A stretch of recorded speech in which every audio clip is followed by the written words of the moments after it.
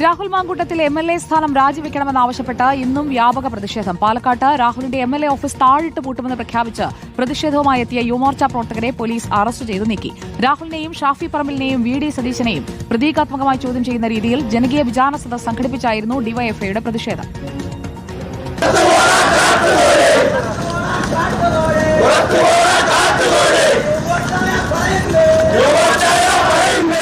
രാഹുലിന്റെ രാജി ആവശ്യപ്പെട്ട് ഇന്നും വ്യാപക പ്രതിഷേധമാണ് സംസ്ഥാനത്ത് അരങ്ങേറിയത്.